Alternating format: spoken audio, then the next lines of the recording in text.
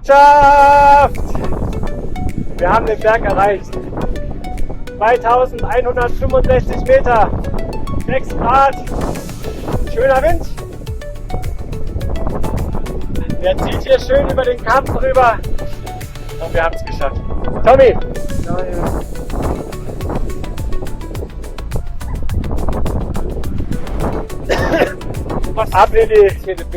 Ab ins Restaurant. Auf.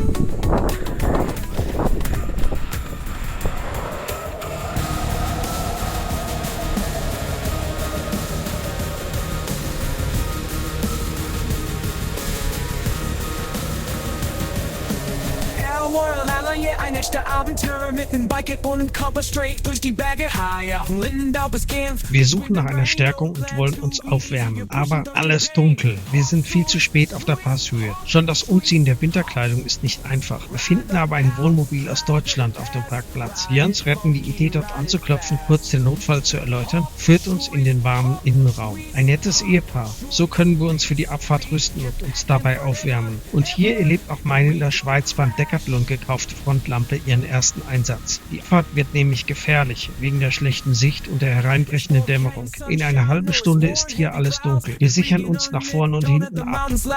Oh, tatsächlich geil! Was für eine Aussicht! Der Hammer!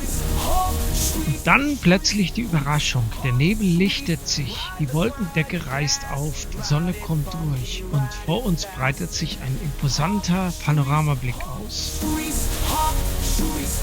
Der Grimselpass und der Furka-Pass münden hier gemeinsam in die Furka-Straße. Rasant geht es runter ins Tal. Wir müssen sehr aufpassen, die Straße ist nass, gerade am Anfang. Und unser hohes Gewicht macht es auch nicht einfacher.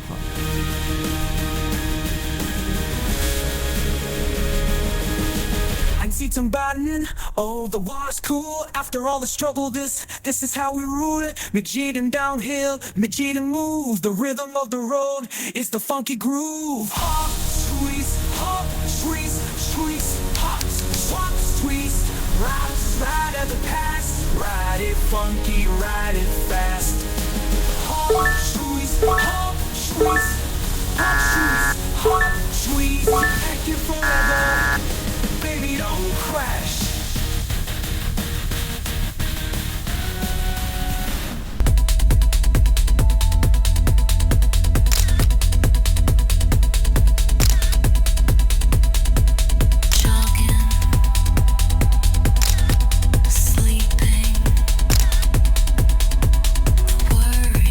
Es gibt schon sehr viele Videos hier bei YouTube von Passabfahrten in der Schweiz, aber nur wenige dürften das im Dunkeln gefahren sein. Es ist wirklich ein geiles Erlebnis, Adrenalin pur, aber das Ganze bitte mit Respekt, das ist nicht ganz ungefährlich. Immerhin kann man dem Schweizer Straßenzustand vertrauen.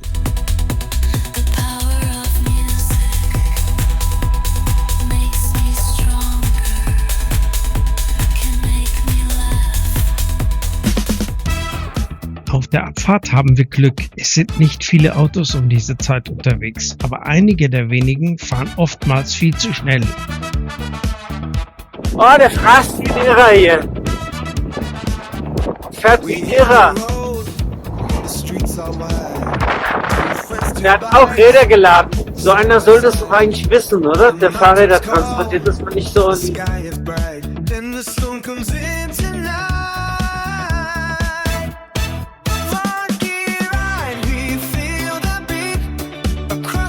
Ah, Scheiße, was ist passiert?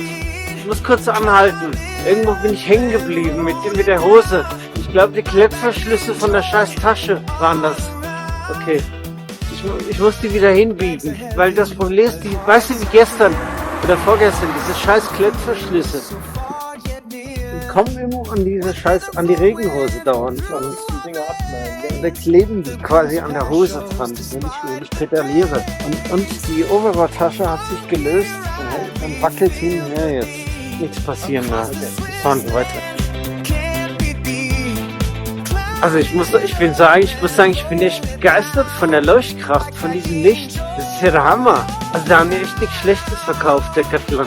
Aber die ist 1000 besser als meine alte Sigma, die ich hatte.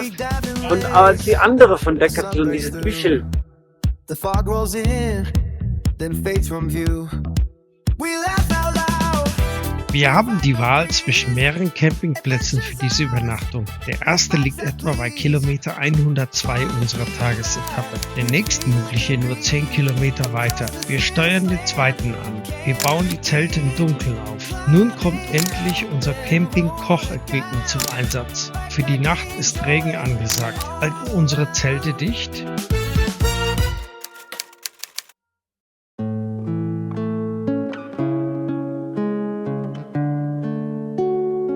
Schönen guten Morgen. Der nächste Tag ist da.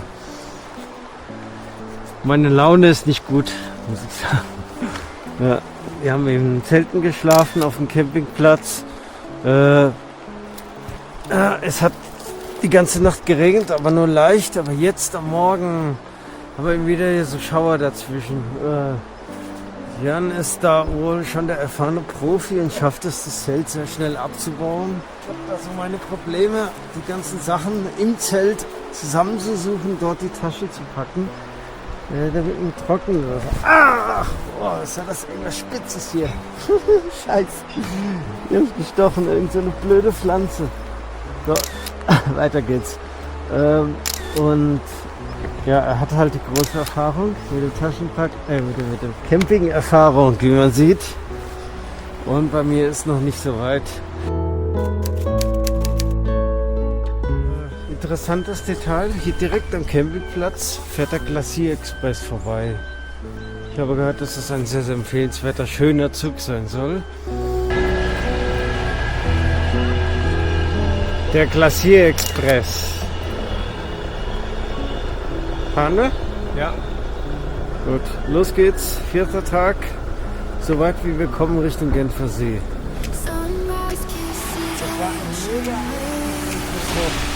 Unglaublich. Ach, also das ist der Hammer, ja? Okay, du fahrst schon mal. Nach dem anstrengenden Tag zum Grimselpass und einer Nacht auf dem Campingplatz, in der es immer wieder stark geregnet hat, brechen wir diesmal etwas später auf. Es ist bereits nach 10 Uhr vormittags.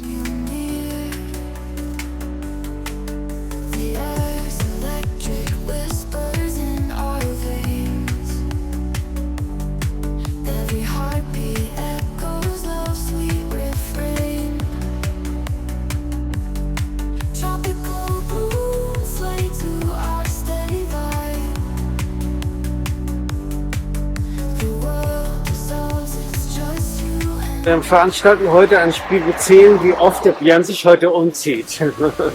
Erstes Mal. Ne, eigentlich das zweite Mal, weil zuerst haben wir ja gesagt, wir ziehen Regenhose an am Campingplatz, dann nochmal ausgezogen. Nee, ich hatte sie gar nicht. Ja, schöne Dörfer hier, dieser Stil mit den Häusern, dieser Holzhausstil, der scheint typisch für die Region hier zu sein, weil im Norden von der Schweiz sieht es ein bisschen anders aus. Wir rollen los, die Straßen sind frei. 2 Freunde, 2 Räder, wir sind dabei. Die Berge rufen, der Himmel lacht. Doch gleich danach kommt die Regenmacht. Funky Ride, wir geben Gas. Durch die Schweiz, das macht uns Spaß. Die heutige Route führt uns, soweit wir kommen, in Nähe des Genfer Sees. Den werden wir wahrscheinlich heute noch nicht erreichen. Aber unser Ziel ist, für die nächste Übernachtung einen Campingplatz möglichst nah am See anzusteuern. Wir planen mit etwa 120 bis 160 Kilometer Fahrtstrecke. Bis zum Genfer See sind es noch etwa 190. Wir hoffen auf etwas trockeneres Wetter, aber es soll wechselhaft sein. Funky Ride, wir geben Gas. Durch die Schweiz, das macht uns Spaß. Hoch hinauf und wieder runter. Bikepacking macht das Leben bunter. Am Straßenrand noch etwas Beeindruckendes. Eine Hängebrücke. Fürgangen Mühlenbach heißt diese. Leider haben wir nicht die Zeit, um selbst einmal über diese Brücke zu gehen. Ein Sprung ins Wasser, die Sonne scheint.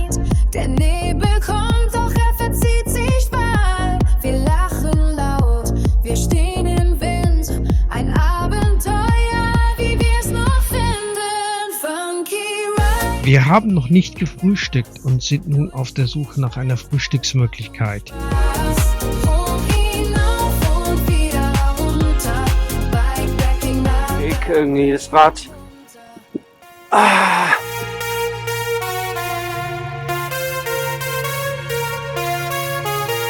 Es ist schon nach 11 Uhr, als wir einen Supermarkt an der Strecke ansteuern, um hier für das Frühstück einzukaufen. Wir sind jetzt in einem Örtchen namens Lachs. Wir kaufen gerade was vom Supermarkt ein. Eine Kleinigkeit zum Frühstücken. Wir sind ja sehr spät dran heute, aber es sollte eigentlich gehen.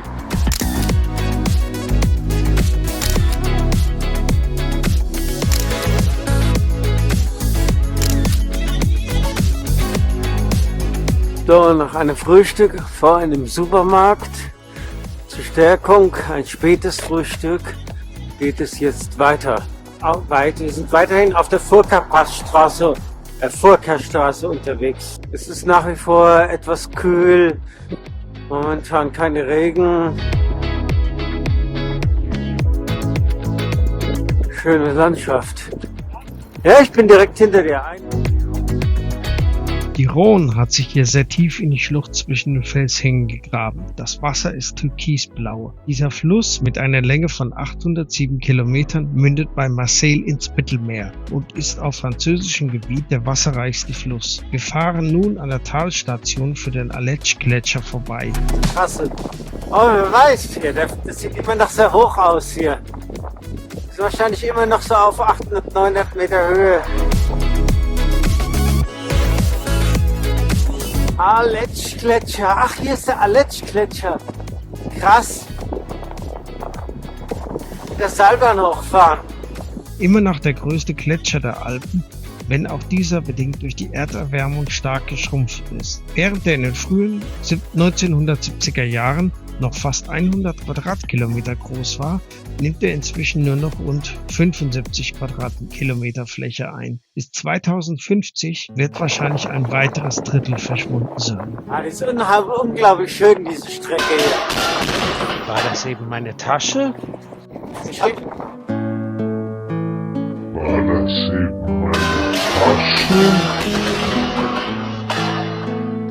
Und nun passiert mir etwas, das ich erst 3 Stunden später auf der Fahrt bemerken werde. Meine Satteltasche, in der sich mein gesamtes Pannenwerkzeug befindet, Multitool, Ersatzschlauch, Erste-Hilfe-Kit, Reifenheber, Ersatzbremsbeläge, Kettenschloss, Flüssigwachs und so weiter, verlässt mich und fällt hinter mir auf die Straße. Zwar höre ich ein Geräusch, kann es aber nicht so recht einordnen. Hier nochmal die Szene. Der Ärger über den Verlust ist riesig, vor allem, da wir nur kurze Zeit später einen Stopp einlegen, damit Björn sich wieder umziehen kann.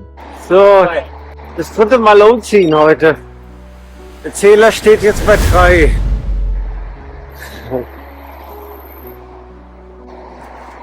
Ich bleib noch mit der Jacke. Unbemerkt vom Verlust der Tasche fahren wir weiter. Sonst hätten wir nur 10 Minuten zurückfahren müssen.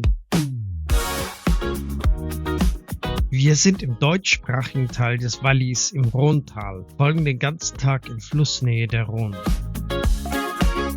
Ein längeres Stück sind wir nun auf dem gut ausgebauten Rhône-Radweg unterwegs. Ein anderer Rennradfahrer fährt mit uns ein ganzes Stück gemeinsam. Streets are wide. 2 friends, 2 bikes, side by side. The mountains call, the sky is bright. Then the storm comes in tonight. Swanky ride, we feel the beat.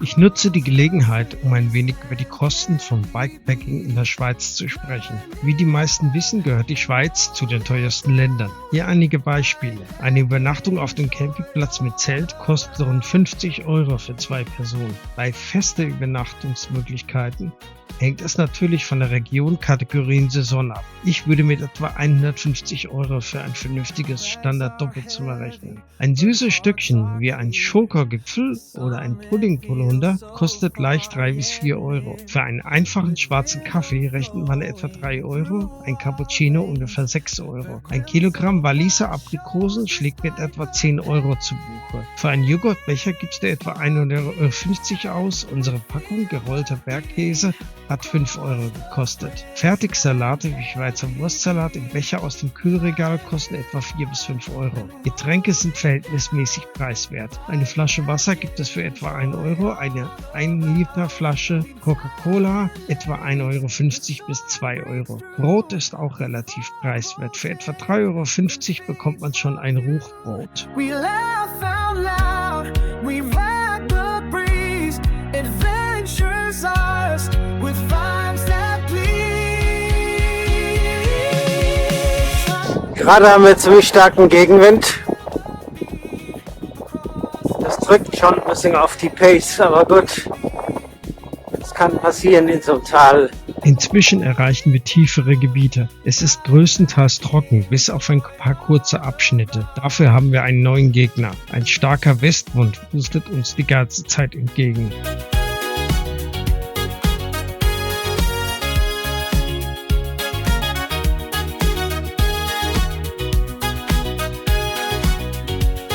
So, jetzt kommen wir. Oh.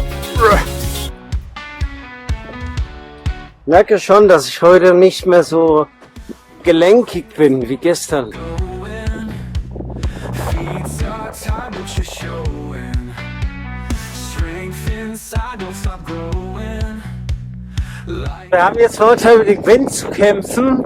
Der bläst uns genau von frontal entgegen und verlangsamt uns bestimmt um 5 bis 6 km/h.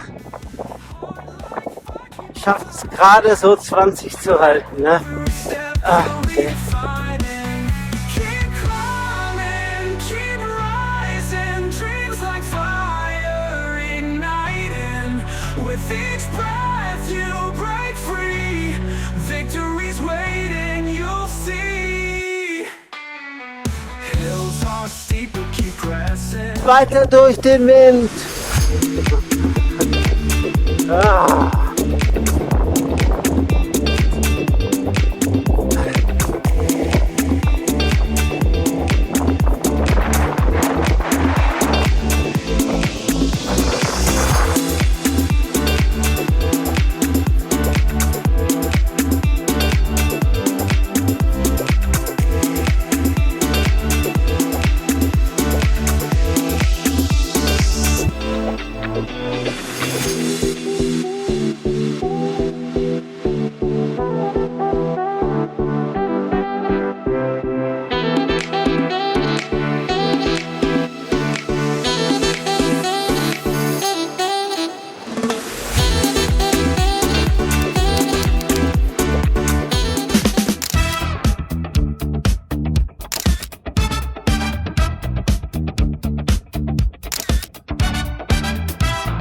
Jetzt ist gerade wieder mal kurz ruhig.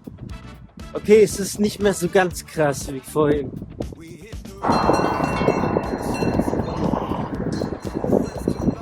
Vielleicht wird es da vorne besser, weil da erweitert sich das Tal. Da ist es nicht mehr so schmal, da ist vielleicht der Wind nicht mehr so krass. Ein weites Tal hier. Das ist die letzte Stadt vor Sion. Das Tal öffnet sich, der Wind lässt endlich nach und wir kommen zügiger voran. Statt Schluchten und Felder dominieren jetzt Weinberge. Der Weinbau ist für das Wallis sehr bedeutsam. Under the moon and the quiet sky so clear, a whisper of hope is all I hold near. Every breath, every word, a humble call. Wir sind jetzt hier auf einer Fast-Autobahn. Die Autobahn läuft neben uns, auch die Bahnstrecke ein paar Kilometer vor Sion. Dann haben wir noch so um die 30 bis Martigny und ab Martigny entscheiden wir, wo wir übernachten.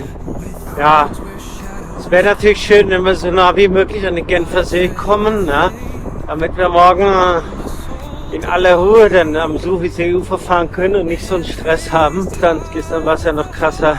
Also heute ging es eigentlich. wenn diese Sache mit dem Wind nicht gewesen wäre. Ach, und natürlich ist wieder was passiert. Es vergeht kein Tag ohne Ereignisse. Und zwar habe ich meine Satteltasche mit den Werkzeugen verloren. Ja, meine Ortliebtasche, meine geliebte Ortliebtasche sozusagen. Ich weiß selber nicht genau, wo ich verloren habe. Vielleicht war das die Passabfahrt, die wir gemacht haben. Ja, ärgerlich, ja. Aber gut. Vorletzter Anstieg. Oder vorletzte, weiß nicht mehr. Den heutigen Tag. Nähern uns der Innenstadt von Sion. Es anscheinend diese Burgruine ist davor. Hinter diesem Berg ist die Stadt. Hier wollen wir uns noch einmal stärken, bevor es für die nächste Übernachtung zum Campingplatz geht. It feels so far yet near, with rhythm flowing through our veins. The glimpse of past shows despite the pains. Funky ride, we feel the beat across the Swiss land. Can't be beat. Climb it up and roll it down. Bikepacking joy all around.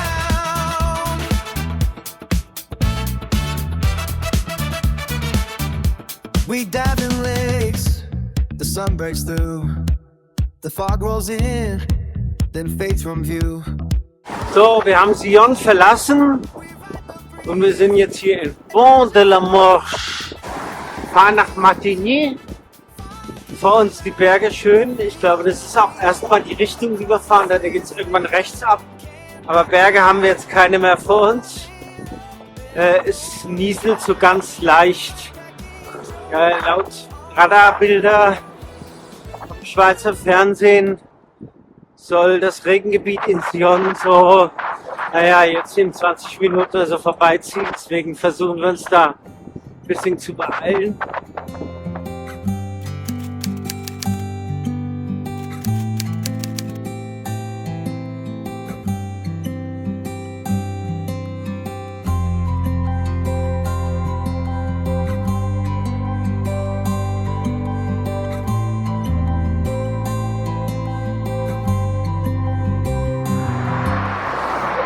Weil so dicht an der Straße, ja, die müssen jetzt einen Seitenweg finden.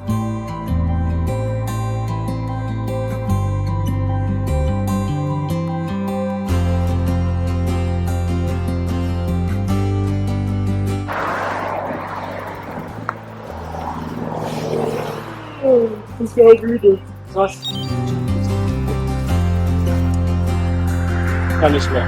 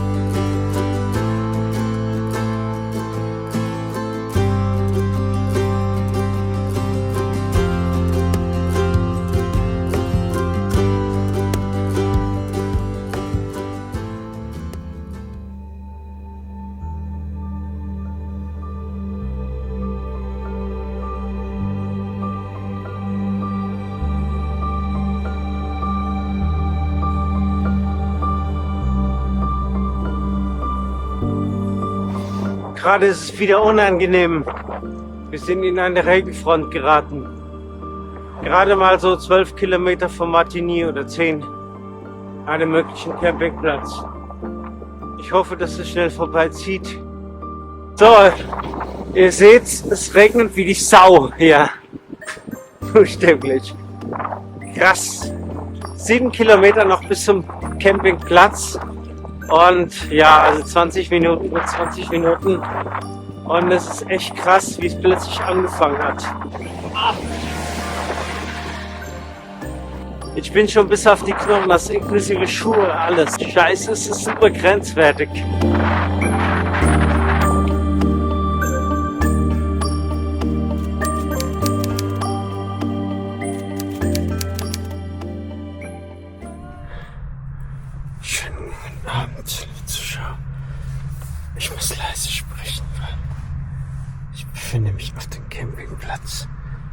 Ende von Tag 4 unserer Tour. Im Zelt. Ja. Und ich will jetzt schlafen gehen. Morgen geht es endlich nach Genf. Gute Nacht. Wir rollen los, die Straßen sind frei. 2 Freunde, 2 Räder, wir sind Schön. dabei. Englisch, Deutsch, Allemand und bisschen. Okay. 6 Aprikosen. 6. Man kann nur 1 Kilo kaufen. Tja. Frankreich. Vive la France. Ah ne, komm, wir sind falsch hier. Können wir nicht fahren. Ja, aber warte mal, die Route geht ganz woanders lang. Wir fahren völlig in eine andere Richtung. Lass uns doch mal zurück hier. Irgendwas ist falsch hier. Zu überlaufen. Ja, das ist ja nur noch Touristenquatsch hier. Ja. Einen funky Ride, wir geben Gas. Durch die Schweiz, das macht uns Spaß. Hoch hinaus.